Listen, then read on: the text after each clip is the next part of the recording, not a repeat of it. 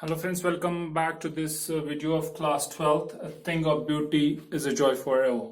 A Thing of Beauty is a poem written by John Keats, and you might have known this legend who was a poet during a romantic period, and how he proved his worth at mere age, and it was very unfortunate that he died very young.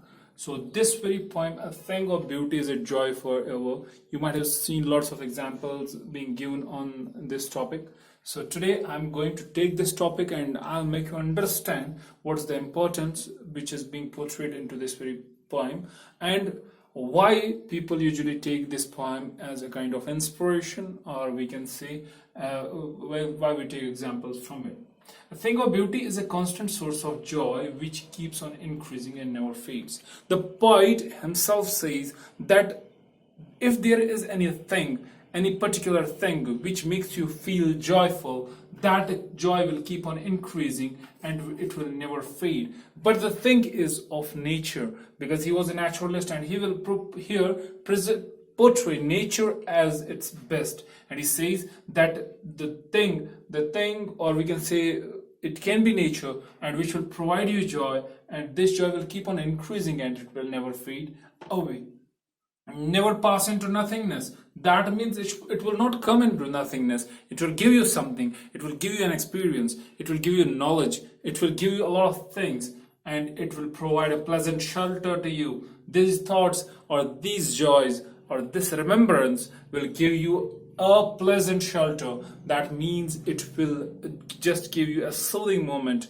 It will provide you a kind of a cool moment where your sad thoughts will just vanish, and then it is a quiet bower. It gives peace and sleep full of sweet dreams. So it means that it's a kind of a bower which presents you peace, which gives you tranquility at heart, which gives you a soothing effect and gives you sleep full of sweet dreams. That means this nature, it's always a kind of a healer to you. We are bound to the beauties of the earth, and we are bound. We see vivid picture of this very earth, and we are bound to it. We are in one or the other way, we are related to it. So this was the very first part, very first stanza of the chapter. Now we'll see second one. We suffer from the malice. Second one, we suffer from the malice and disappointment. Malice means this ill will. When we have ill will towards anybody, so we usually suffer from these very things. If my friend has prospered in his life, definitely I'm having a kind of a jealousy in my heart for him. Being best friends, sometimes it happens. It is human tendency that we feel jealous about that very thing. Disappointment, we feel disappointment at very low levels. It is that some of the people, recently I came across a video in which it was said that we need not to stay in a kind of a bubble we have made around our life. We need to just come out of that very bubble. We need to expand that very bubble to such a limits so that we will face kind of competitions in our life, and we can prove our worth. So usually we feel disappointment at mere things. So lack of good human qualities, this is the very important thing this present society need, that we need to build up our human qualities. We will build up our these good human qualities, as it is said that this society, it's moving towards materialism, and these are the machines without emotions. So this is the phrase given by R.W. Emerson. He says that humans have become these machines without emotions. So we need to change our nature, and we should bring it back to our human qualities, and we should have noble nature. We should because each and every person has sad days. Each and every it's not that any human being he has born to rule and he is free of everything, he is free of tensions, he is always smiling. No, it can't happen in life. Every day a human can't smile. Everyone has sadness in him, but life gives you gloomy aspects as well. At the same time, it provides you those aspects which are gloomy, which are full of sadness.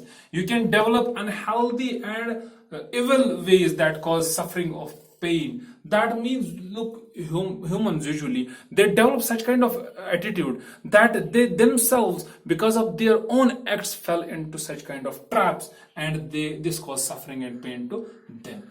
See, now, in spite of sufferings, beautiful things remove cover of sad feelings from our hearts. Look, now, being sadful, if I come into contact with nature, I'll definitely my mood will change. As you might have gone through a chapter in class 10th, a poem by Robert Frost, Dust of Snow, in which he gives that it is a kind of a mood changer. Nature is a kind of a mood changer where it changes your mood. That means, in spite of sufferings, these beautiful things of nature remove cover of sad feelings from your heart, and we usually see beautiful things. Beautiful things of nature, boon for humanity. Without these natural beauty, we would not have been able to survive. Definitely, we usually just recover from our sadness. We usually recover from our gloominess because of nature.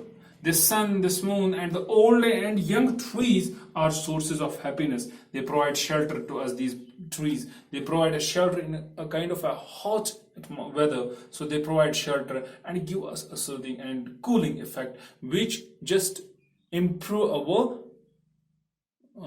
health, which just improve our techniques. So this daffodil, small streams, bushes, etc., add to the serene beauty of nature. You might have, if you sit in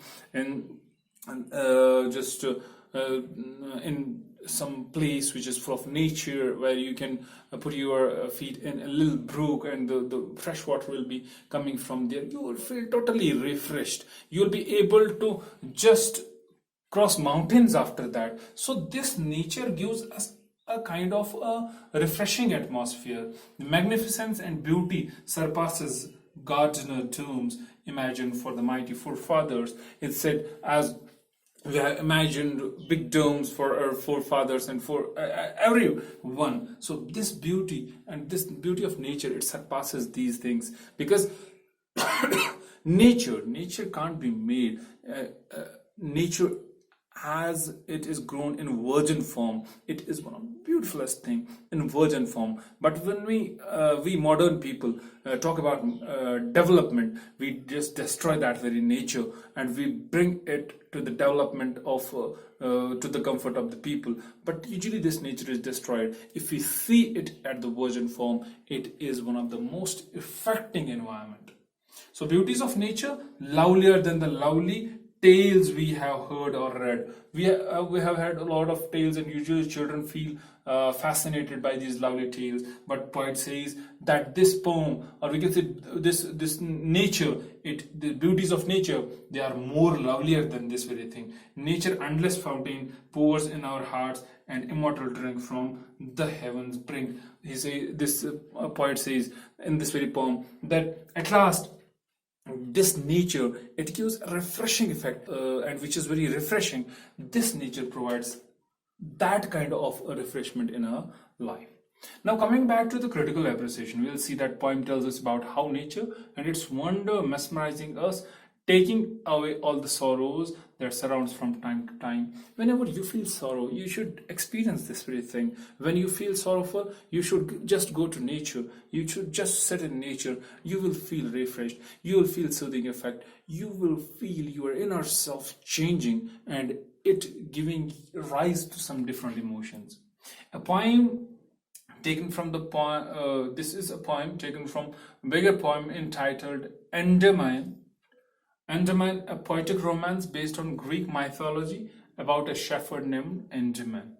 So this poem is taken from a long narrative, which is a poetic romance by John Keats. It's based on a Greek mythology, or mythology is usually when we have faith on ghosts, faith on God, or faith on those things which we can't prove through science. So this is mythology. So it's Greek mythology that Endymion was a kind of a shepherd who has his quest for his love Dinah, and how in his quest he falls in love with an earthly maiden who later turns to be Dinah herself. So he was having a kind of a love for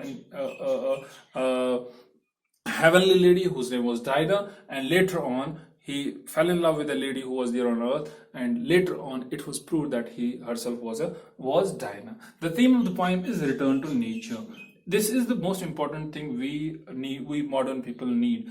We should come back to nature. Nature is an ultimate healer, and if you feel disheartened, or if you feel stressed, if you feel just tensed up, you should go to nature, into the lap of nature, where you will find definitely solace. So the poem is based on the theme of romantic poetry. The poets of this age believed that the materialistic world, which has emerging fast during those days due to the Industrial Revolution, has given birth to greed, corruption, lust, and craze for material things.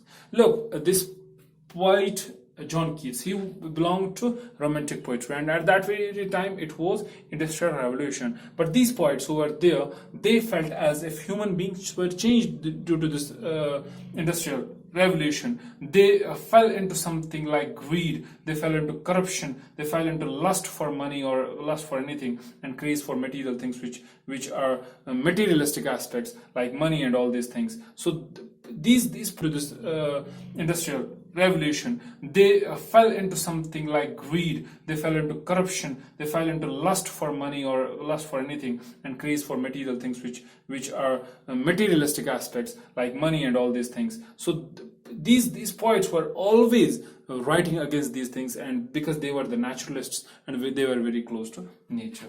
These poets escaped from the rustic life in order to get closer to nature, ultimate source of peace, happiness, and joy.